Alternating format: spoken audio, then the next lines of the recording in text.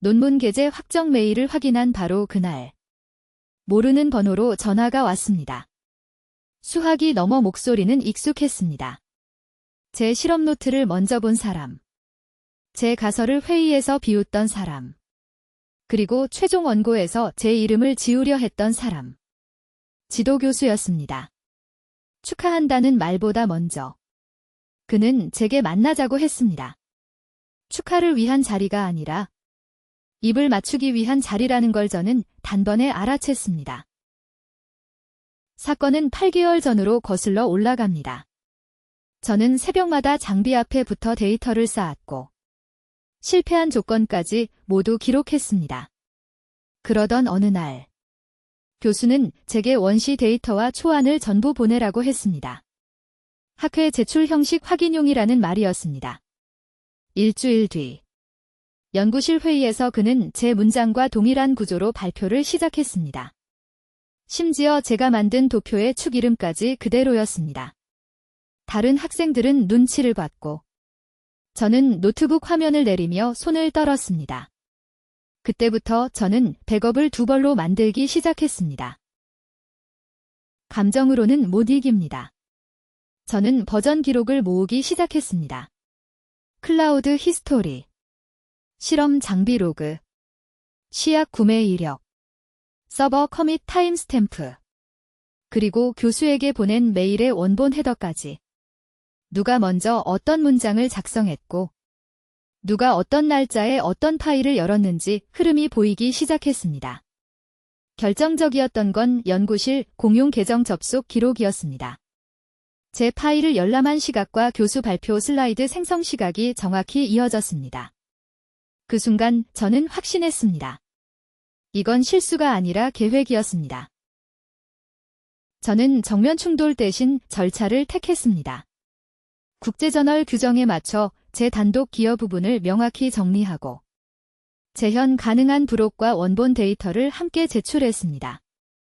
동시에 학교 연구윤리센터에 사실관계 확인 요청서를 접수했습니다. 교수에게는 아무 말도 하지 않았습니다. 그는 제가 포기한 줄 알았습니다. 회의에서는 여전히 제 연구를 자신의 지도 성과라고 소개했고 저는 고개를 끄덕이기만 했습니다. 하지만 심사위원 질의가 오자 오직 제가 가진 원자료의 세부 항목을 요구했습니다. 그때 판이 뒤집히기 시작했습니다. 게재 확정 메일은 새벽 5시 42분에 도착했습니다. 심사평 마지막 줄에는 이렇게 적혀 있었습니다. 데이터 무결성과 추적 가능성이 매우 우수하다. 저는 한참 화면만 바라봤습니다. 억울함을 증명하는 데 쓴 시간들이 그 문장 하나로 보상받는 기분이었습니다. 그런데 그날 오전 교수에게서 다시 전화가 왔습니다. 언론 대응을 함께하자. 연구실 이름을 우선에 두자. 공로 표기를 조정하자. 축하가 아니라 협상이었습니다. 아니, 마지막 회수 시도였습니다.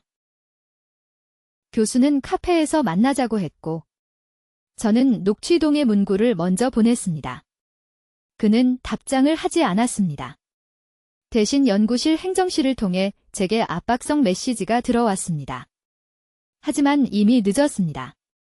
윤리센터는 제 제출 자료를 접수 완료했고 저널 편집부도 저자기여도 확인 절차를 시작한 상태였습니다. 저는 단 한 줄만 회신했습니다.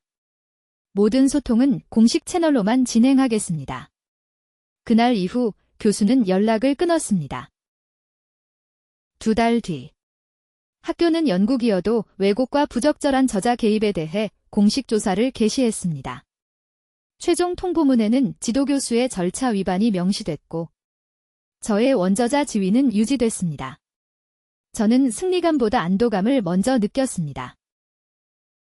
논문이 실린 날 걸려온 그 전화는 제게 마지막 시험이었습니다. 침묵하면 다시 빼앗기고 기록하면 결국 남는다는 걸 저는 배웠습니다. 연구는 결과만이 아니라 과정의 정직함으로 완성됩니다. 혹시 지금 당신도 비슷한 일을 겪고 있다면 감정보다 먼저 기록을 남기세요. 오늘의 한 줄 로그가 내일의 당신을 지켜줄 수 있습니다.